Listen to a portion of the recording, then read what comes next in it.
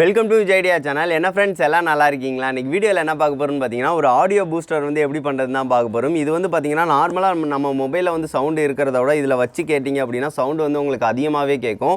இப்போ சப்போஸ் வந்து சில பேர் மொபைலில் வந்து சவுண்ட் ரொம்பவே லோவாக இருக்கும். இந்த மாதிரி நீங்கள் ட்ரை பண்ணி பார்த்தீங்க அப்படின்னா சவுண்டு வந்து உங்களுக்கு கொஞ்சம் ஹையாக இருக்கும்.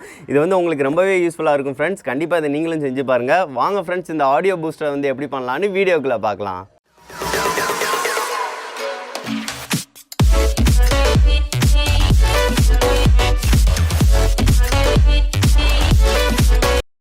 இது செய்கிறதுக்கு வந்து பார்த்திங்கன்னா நம்மளுக்கு வந்து ஒரு அட்டைப்பெட்டி வந்து தேவைப்படும். இது வந்து பேட்டரி உள்ள அட்டைப்பெட்டி பார்த்திங்கன்னா தெரியும், செவ்வக சேஃபில் வந்து இருக்கும். இதோட சின்னதாக இருந்தால் கூட பரவாயில்ல, எடுத்துக்கோங்க. இந்த மாதிரி இருக்கணும். ஸோ அப்போனா தான் கரெக்டாக நம்மளுக்கு வந்து ஒர்க் ஆகும். அது போக வந்து பார்த்திங்கன்னா நம்மளுக்கு 2 வாட்டர் கன் வந்து தேவைப்படும். இது வந்து வீட்டில் பண்ணிட்டப்பா 2 இருந்துச்சு. ஸோ அதனால் வந்து எடுத்துக்கிட்டேன். கொஞ்சம் சேமாக இருக்கிற மாதிரி வாட்டர் கன் வந்து எதுனாலும் 2 வந்து எடுத்துக்கோங்க. அப்படின்னா தான் வந்து ஆடியோ வந்து நல்லா பூஸ்ட் பண்ண முடியும். இது இருந்தாலே போதும், நம்ம சூப்பராக வந்து பண்ணிடலாம். ஃபஸ்ட்டு வந்து அட்டைப்பெட்டி இருக்குது பார்த்திங்களா, அட்டைப்பெட்டியில் வந்து நம்ம வந்து மொபைல் வந்து வைக்கிறதுக்கு ஏற்ற மாதிரி வந்து வெட்ட போகிறோம்.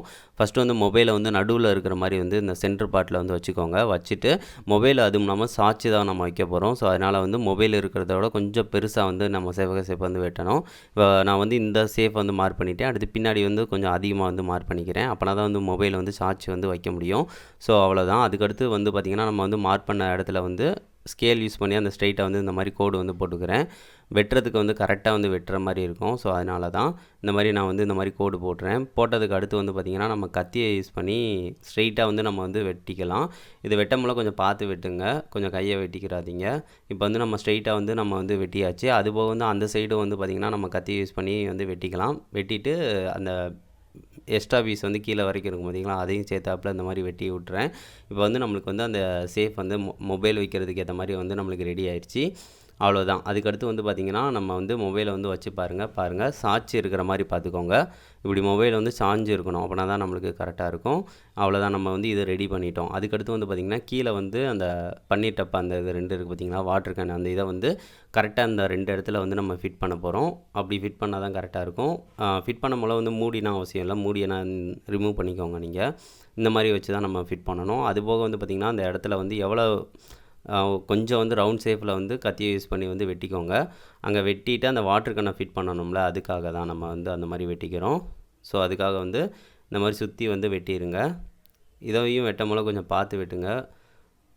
கொஞ்சம் அந்த மாதிரி வந்து கத்தியை யூஸ் பண்ணி கொஞ்சம் அந்த மாதிரி டாட்டாக வச்சு வெட்டிங்க அப்படின்னா உங்களுக்கு ரவுண்ட் ஷேப் வந்து ஈஸியாக வந்து உங்களுக்கு வந்துடும்.